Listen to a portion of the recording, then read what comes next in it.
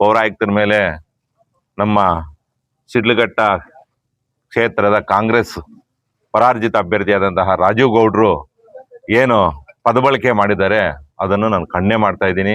ಯಾಕೆ ಅಂತಂದರೆ ಒಬ್ಬ ಮಹಿಳೆ ಅಧಿಕಾರಿ ಮೇಲೆ ಒಬ್ಬ KAS ಆಫೀಸರ್, ಅವರು KAS ಓದಿ ಬಂದಿರುವಂತಹ ಆಫೀಸರ್, ಅವರು ಬೇಕು ಅಂತಂದರೆ ಅವರು ರಾಜೀನಾಮೆ ಕೊಟ್ಟು ಅವ್ರು ಶಾಸಕರಾಗ್ಬೋದು. ಆದರೆ ಈ ರಾಜೀವ್ ಗೌಡ KAS ಮಾಡೋಕ್ಕಾಗಲ್ಲ. ಆದರೆ ಅಧಿಕಾರದ ದರ್ಪ, ಅಧಿಕಾರದ ಒಂದು ಅಹಂಕಾರ, ದುರಹಂಕಾರದಿಂದ ಮಾತಾಡಿದಾರಲ್ಲ ಆ ಪೌರಾಯುಕ್ತರ ಮೇಲೆ, ಅದು ನಾನು ಖಂಡನೆ ಮಾಡ್ತಾ ಇದ್ದೀನಿ. ಯಾಕೆಂದ್ರೆ ಇಷ್ಟೊತ್ತು ಬಂಧಿಸ್ಬೇಕಾಗಿತ್ತು ಅವ್ರನ್ನ.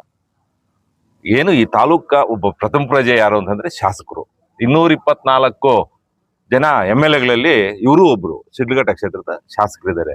ಅವ್ರಿಗೆ ಮಾತಾಡಿರುವಂತ ಪದಬಳಕೆ ಇದೆಯಲ್ಲ, ಅದು ನಿಜವಾಗ್ಲೂ ಅವ್ರಿಗೆ ಧಕ್ಕೆ ತರುವಂತ ವಿಚಾರ ಅಲ್ಲ. ಅದು ಅವ್ರು ಮಾತಾಡುವಂತ ಭಾಷೆ ಅಲ್ಲ.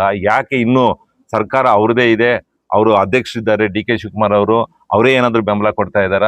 ಮತ್ತೆ ಮೊನ್ನೆ ನಮ್ಮ ಶಾಸಕರು ಇವರು ಸಚಿವರು ಇದ್ದಾರಲ್ಲ KH ಮುನಿಯಪ್ಪ ಅವರು, ಅವ್ರ ಬಗ್ಗೆ ಬ್ಯಾಟಿಂಗ್ ಮಾಡಿದ್ದಾರೆ ಅವರು. ಯಾಕೆ ಇಂಥ ದೊಡ್ಡ ದೊಡ್ಡ ರಾಜಕಾರಣಿಗಳು ಈ ತರ ಮಾತಾಡೋದು? ಅವ್ರಿಗೆ ಅಷ್ಟು ಮಾತಾಡಿದ್ರು ಕೂಡ ಅವ್ರಿಗೆ ಬೆಂಬಲ ಕೊಡುವಂತ ಒಂದು ವ್ಯವಸ್ಥೆ ಇದೆಯಲ್ಲ, ನೆಕ್ಸ್ಟ್ ಮುಂದಿನ ಪೀಳಿಗೆ ಜನ ಏನಾಗ್ತದೆ? ಮುಂದಿನ ಪೀಳಿಗೆ ಜನ ಅಧಿಕಾರಿಗಳು ಕೆಲಸ ಬರೋದಕ್ಕೆ ಇಷ್ಟಪಡ್ತಾರ? ಈ ಜನರ ಒಂದು ಕುಂದುಕೊರತೆಗಳ ಬಗ್ಗೆ ಅವರು ಕೆಲಸ ಮಾಡಕ್ ಇಷ್ಟಪಡ್ತಾರೆ? ಈ ತರ ಒಂದು ಭಾಷೆ ಪದಬಳಕೆ ಬಳಸಿದ್ರೆ ಅದಕ್ಕೆ ನಾನು ಖಂಡಿಸ್ತಾ ಇದ್ದೀನಿ. ಇವಾಗ್ಲೂ ಅಷ್ಟೇ ದಯವಿಟ್ಟು ನಮ್ಮ ಅವರು DK ಶಿವಕುಮಾರ್ ಅವ್ರಿಗೂ ಮತ್ತೆ KH ಮುನಿಯಪ್ಪನವ್ರಿಗೂ ಮತ್ತೆ ಸಿದ್ದರಾಮಯ್ಯನವ್ರಿಗೂ ಇವ್ರೆಲ್ಲರಿಗೂ ಮನವಿ ಮಾಡ್ತಾ ಇದ್ದೀವಿ, ಅವ್ರನ್ನ ಕೂಡಲೇ ಬಂಧಿಸಬೇಕು. ಯಾಕೆಂದ್ರೆ ಆಲ್ರೆಡಿ ಅವರು ಇದಕ್ಕೆ ಹಾಕೊಂಡಿದ್ದಾರೆ, ಚಿಂತಾಮಣಿ ಕೋರ್ಟಲ್ಲಿ ಬೇಲ್ಗೆ ಹಾಕೊಂಡಿದ್ದಾರೆ.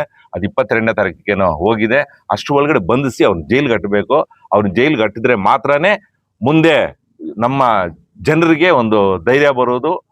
ಆ ಜನರು ಮುಂದೆ ಯಾವ ತರ ನಾವು ನಡ್ಕೋಬೇಕು, ರಾಜಕೀಯ ನಾಯಕರನ್ನ ಯಾವ ತರ ನಾವು ಮಾತಾಡಬೇಕು, ಒಬ್ಬ ಅಧಿಕಾರಿಗಳನ್ನ ಯಾವ ತರ ಮಾತಾಡಬೇಕು ಅನ್ನೋ ಒಂದು ವ್ಯವಸ್ಥೆ ಆಗ್ತದೆ ಹೊರತು ಇದ್ರ ಪ್ರಕಾರ ನಡ್ಕೊಂಡೋದ್ರೆ ಇನ್ನೂ ಕೆಲವರು ಒದ್ದಾಡ್ತಾರೆ. ಅದರಿಂದ ಅವ್ನು ಬಂಧಿಸಬೇಕು ಅಂತ ನಾನು ಹೇಳ್ತಾ ಇದ್ದೀನಿ. ಎಸ್ ರಹಮತುಲ್ಲಾ ಅಂತ, ರಾಜ್ಯ ಪ್ರಧಾನ ಕಾರ್ಯದರ್ಶಿ, ಜಾತ್ಯತೀತ ಜನತಾದಳ. ನಾನು ಶಿಡ್ಲಘಟ್ಟ ವಿಧಾನಸಭಾ ಕ್ಷೇತ್ರದಲ್ಲಿ ಸುಮಾರು 30 ವರ್ಷಗಳಿಂದ ರಾಜಕೀಯ ರಂಗದಲ್ಲಿ ಕೆಲಸ ಮಾಡ್ತಾ ಇದ್ದೀನಿ.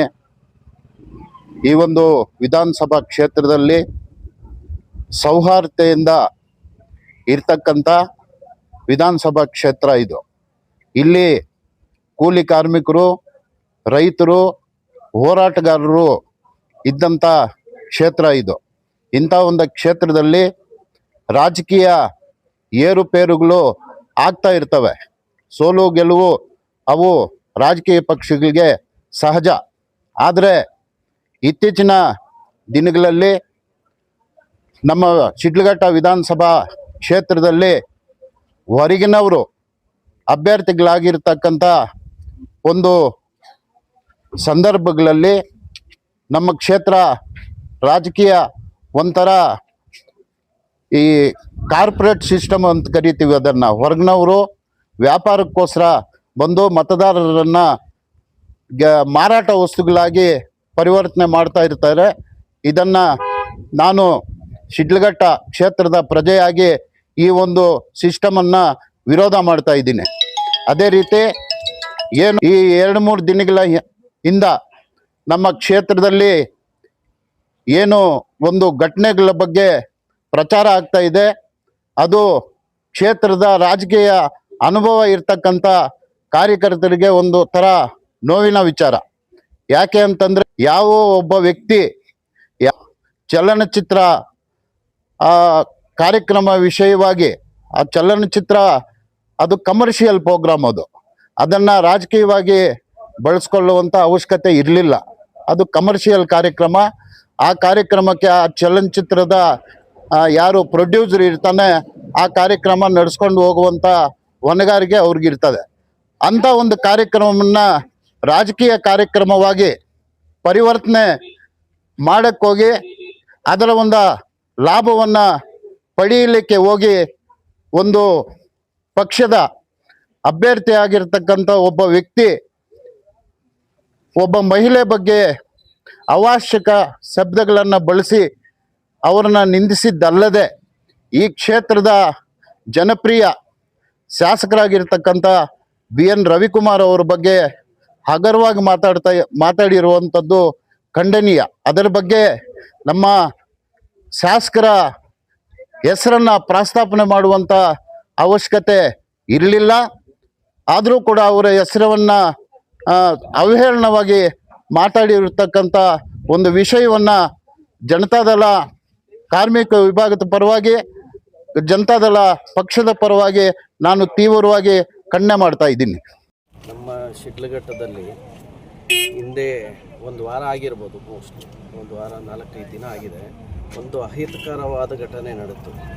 ಕಾಂಗ್ರೆಸ್ ಮುಖಂಡ ರಾಜೀವ್ ಗೌಡ ಅನ್ನೋ ವ್ಯಕ್ತಿ ನಗರಸಭೆ ಪೌರಾಯುಕ್ತ ಶ್ರೀಮತಿ ಅಮೃತಾ ಗೌಡರ ಬಗ್ಗೆ ಅಶ್ಲೀಲವಾಗಿ ಕೆಟ್ಟದಾಗಿ ನಿಂದಿಸಿದ್ದು ಹಾಗೂ ರೌಡಿಸಮ್ ಥರ ಮಾತಾಡಿ ಕೊಚ್ಚಾಕ್ತೀವಿ, ಕದರ್ಸಾಕ್ತೀವಿ ಆ ಥರ ಮಾತಾಡಿ ಒಂದು ಅಲ್ಲಿ ನಮ್ಮ ಶಿಡ್ಲಘಟ್ಟ ಜನಪ್ರಿಯ ಶಾಸಕರ ಬಗ್ಗೆನೂ ಅಷ್ಟೇ ಅವರು ಒಬ್ಬರು ಬೇರೆ ಥರ ಕೆಟ್ಟ ಪದಗಳನ್ನು ಬಳಸಿ ಅವ್ರನ್ನ ನಿಲ್ಲಿಸಿರ್ತಾರೆ.